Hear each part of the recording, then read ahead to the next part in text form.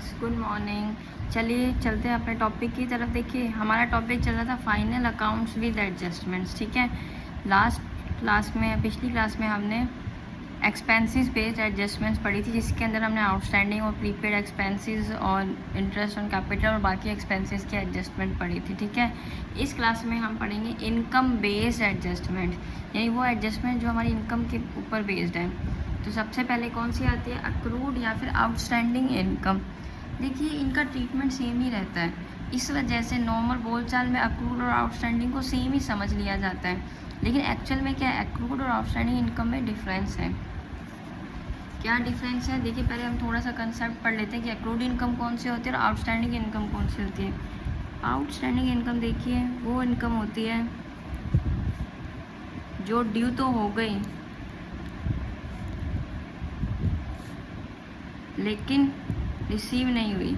कहने का मतलब क्या कि वो इनकम जो मुझे अभी तक मिली नहीं, जैसे कि मान लो मैं कहीं काम करती थी तो वहाँ मैंने सर्विस दी टीचिंग की, लेकिन मुझे तक सैलरी नहीं मिली, तो वो इनकम मेरी क्या आउटस्टैंडिंग इनकम है कि वो मुझे मिलेगी। क्यों? क्योंकि वो ड्यू हो चुकी है। और अक्रूड इनकम कौन सी होती है,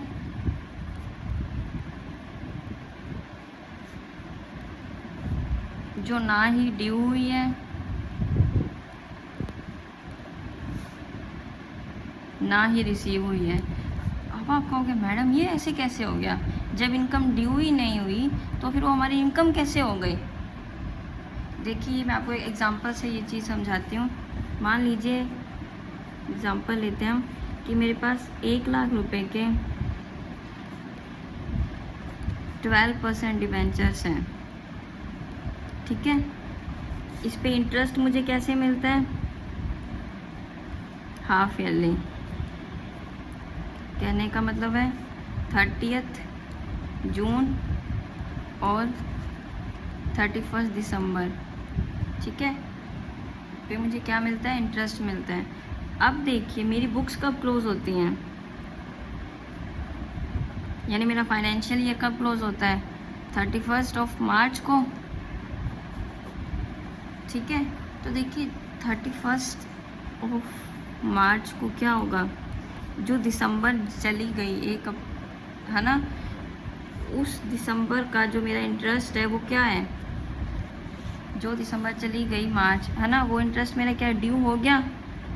तो मुझे अब मैं ये मान के चल रही हूँ कि मुझे वो पैसा मिला नहीं है, तो जो पैसा मिला नहीं है लेकिन वो ड्यू हो चुका है, तो वो जो उस टाइम का जो इंटरेस्ट है वो हो गया मेरा आउटस्टैंडिंग इंटरेस्ट, यानी आउटस्टैंडिंग इनकम।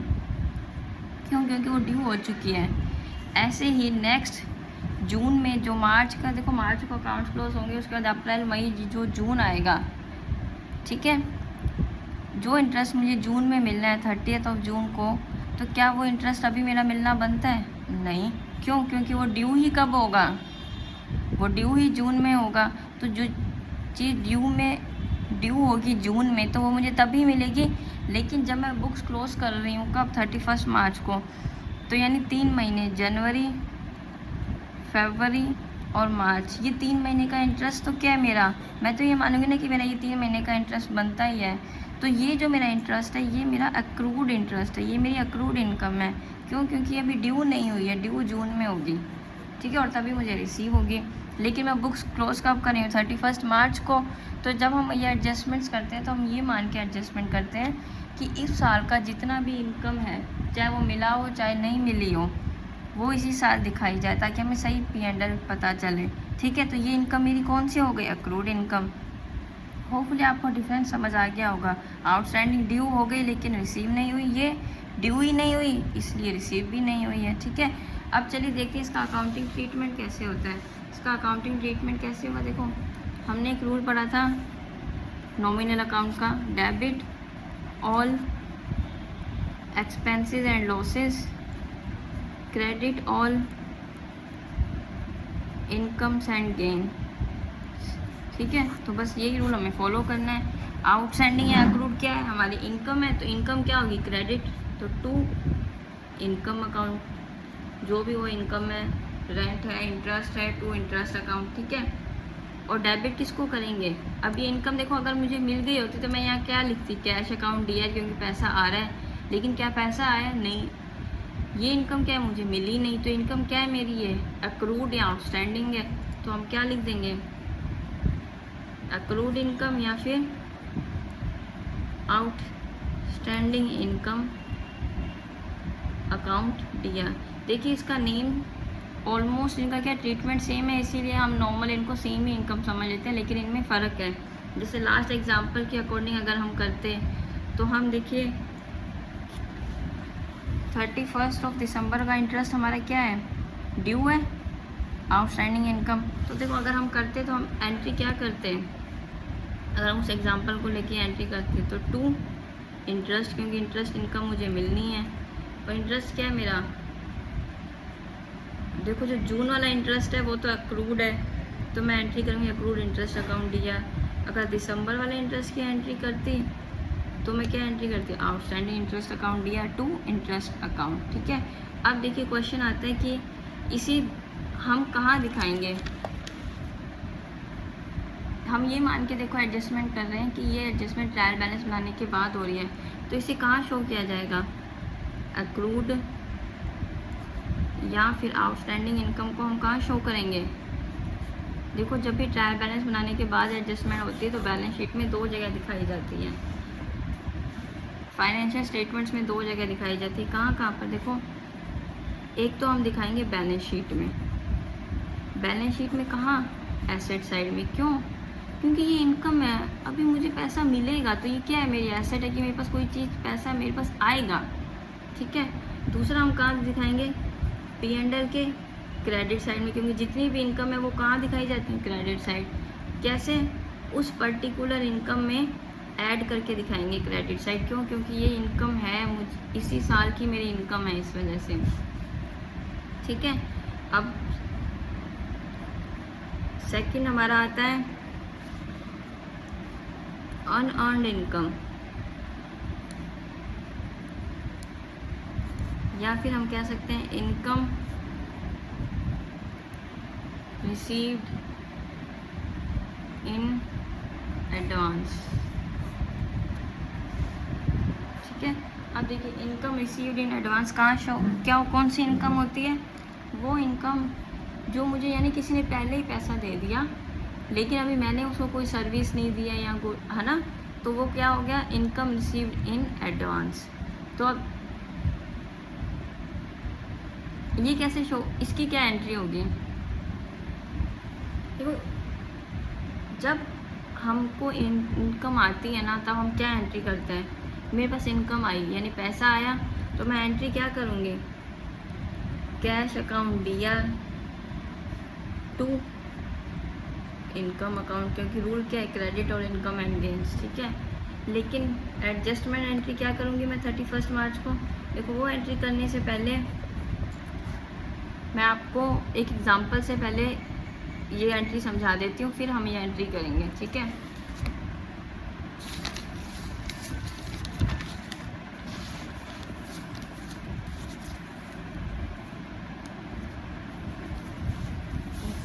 मान लीजिए 1 अक्टूबर को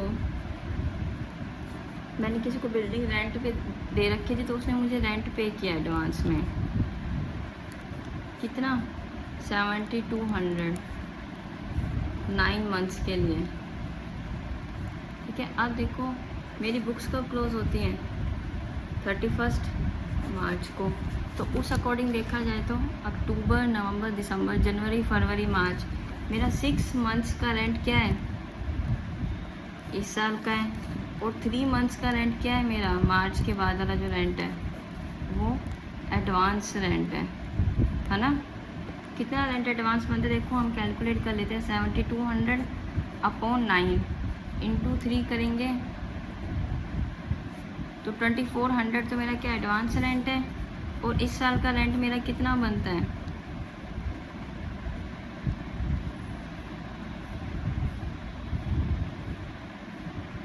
सॉरी 6 मंथ्स का 4800।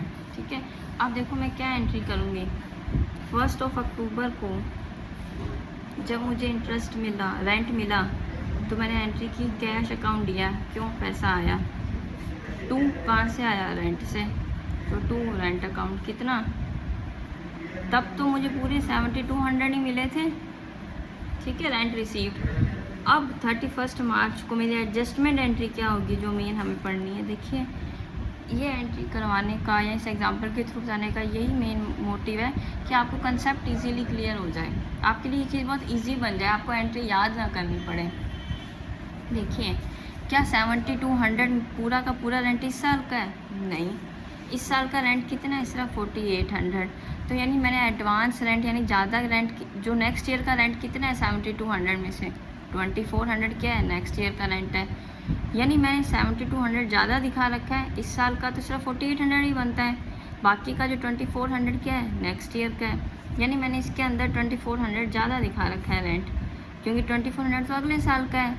तो रूल क्या कहता है, अगले साल की चीज़ अगले साल दिखाओ।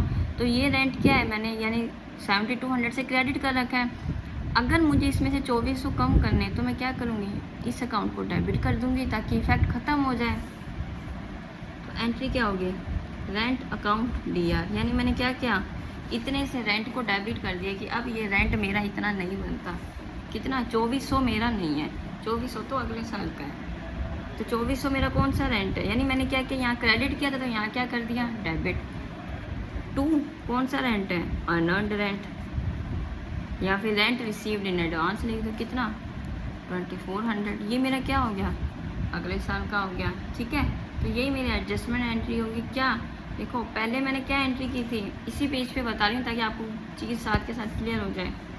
जब रेंट इनकम रिसीव हुई तो क्या एंट्री हुई थी, कैश अकाउंट DR, 2 पर्टिकुलर वो इनकम अकाउंट, ठीक है।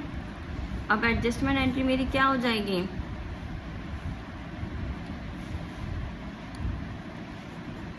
उस इनकम को मैं क्या कर दूंगी, डेबिट, जो नेक्स्ट ईयर की है, क्योंकि मैंने ज़्यादा से क्रेडिट कर दिया था। 2 अनअर्न्ड इनकम, यानी पर्टिकुलर सोर्स इनकम का क्या आ जाएगा, नाम, ठीक है। अब हम इसको शो कहाँ करेंगे, देखिए कहाँ शो करेंगे, ट्रायल बैलेंस बनाने के बाद एडजस्टमेंट हो रही है तो ऑब्वियसली 2 जगह आएगा, कहाँ, बैलेंस शीट में, कहाँ शो होगा, देखो बैलेंस शीट में होगा लायबिलिटी साइड, क्यों, किसी ने मुझे एडवांस में पैसा दे दिया यार, अब तो उसका काम करना ही पड़ेगा, तो एक भार हो गया हमारे ऊपर, ठीक है। और दूसरा कहाँ शो होगा, इनकम कहाँ शो होती है, P&L में, P&L में कहाँ, क्रेडिट साइड, क्रेडिट साइड में कहाँ, देखो उस इनकम में से ये इनकम सब्ट्रैक्ट की जाएगी, क्यों, क्योंकि जो 2400 है वो इस साल के है ही नहीं, यानी अगर हम P&L में दिखाएंगे तो कैसे दिखाएंगे, P&L अकाउंट, जैसे रेंट का एग्जांपल ले लेते हैं, बाय रेंट कितना था 7200, उसमें से हम क्या कर देंगे, लेस, क्या,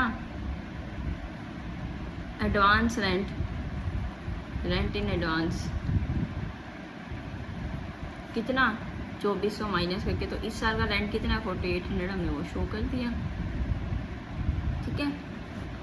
अब नेक्स्ट एडजस्टमेंट है हमारी इंटरेस्ट ऑन ड्राइंग्स की। देखिए इंटरेस्ट ऑन ड्राइंग्स हमारी इनकम कैसे है, सबसे पहले तो ये क्वेश्चन आता है कि ड्राइंग्स क्या होता है। देखो ड्राइंग्स वो पैसा है जो ओनर ने बिजनेस में से लिया है, ठीक है। अब ओनर ने पैसा लिया तो बिजनेस से क्या आएगा, भाई तूने मेरे से पैसा लिया है, मैं तो इंटरेस्ट लूँगा बदले में तेरे से, तो यानी बिजनेस को इंटरेस्ट मिल रहा है, तो इंटरेस्ट उसके लिए क्या है, इनकम है। और हमने रूल क्या पढ़ा था, debit all expenses, credit all incomes and gains, यानी इनकम को क्या करना है, क्रेडिट, तो हम क्या कर देंगे 2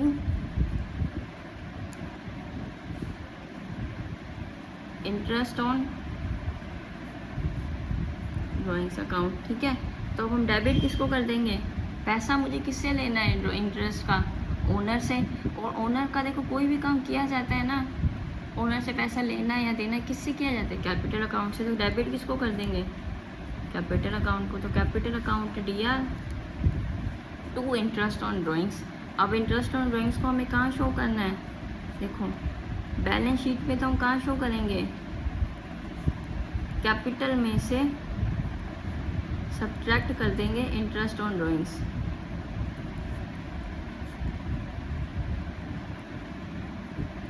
ठीक है। और P&L में किस साइड शो करेंगे हम, क्रेडिट साइड, क्यों, क्योंकि हमारी ये क्या है, इनकम है। ठीक है, तो होपफुली आपको आज का टॉपिक समझ आया होगा। अच्छा लगे तो क्लास को लाइक करें, चैनल को सब्सक्राइब करें। Thank you.